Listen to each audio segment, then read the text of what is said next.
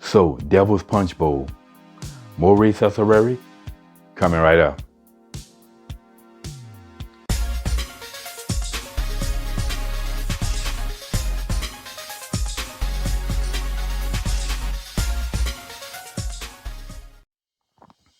What's up, y'all? Welcome back to Common Sense, Logic, and Reason. And as always, I want to say thank y'all for joining me today. So, Devil's Punchbowl is an example of historical crime. You know, these examples of history that black folks use that's completely irrelevant to today.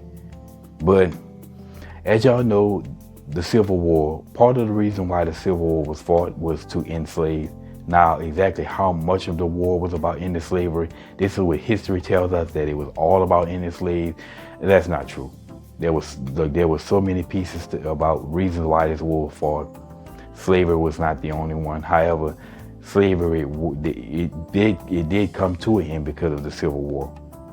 Now, as the Union Army was invading the South, they basically were freeing slaves as they went.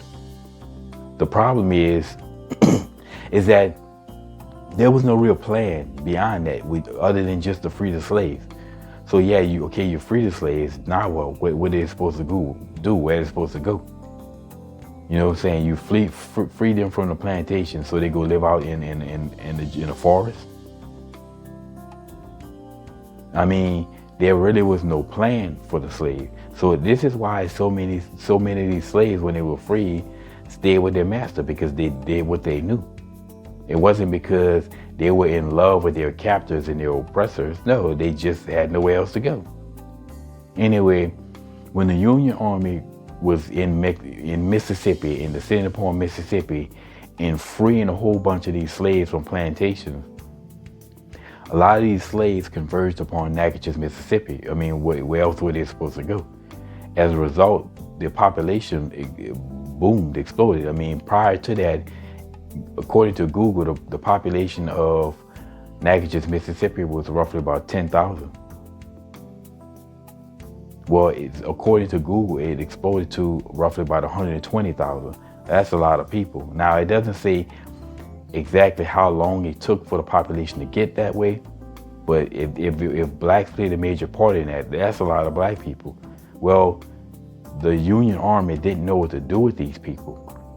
So what they did was they built camps, I believe in a ravine or a trench or whatever, a valley, and they blocked it off so that they would put black people in these camps and would block them off so that they couldn't leave. In other words, you put them back in chains, I guess. Well, a lot of these blacks were catching diseases. Disease was starting to spread, most notably smallpox. And smallpox is very contagious, or was very contagious back then. So black people, as the narrative goes, were dropping like flies.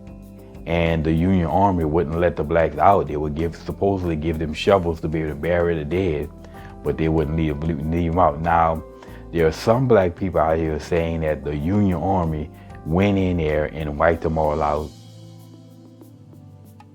I've also heard articles saying that this whole story is not even true. The whole story of Devil's Punchbowl never even happened. Regardless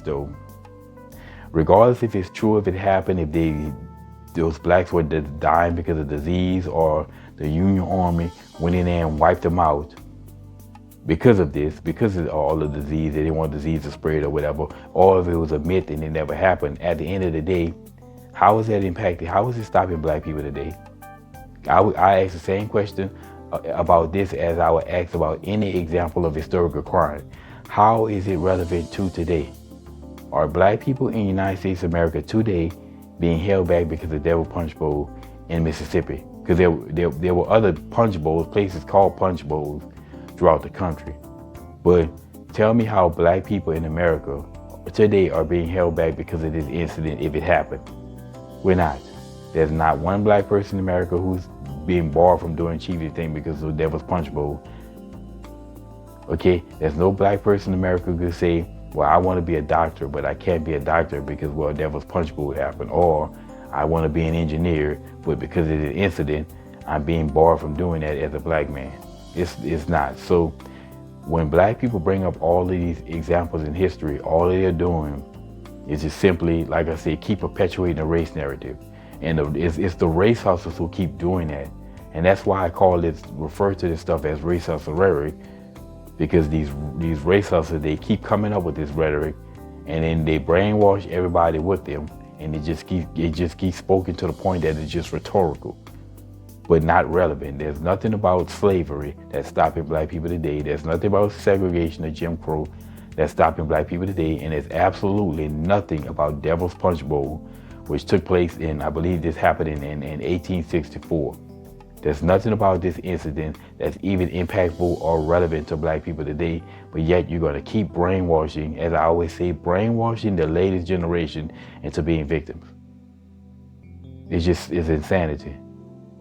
But of course, the race hustlers do it for gain because they profit off of this. Anyway, if you ever hear some black person crying about Devil's Punchbowl, well, now you know, and knowing is half the battle. And it's always, until next time.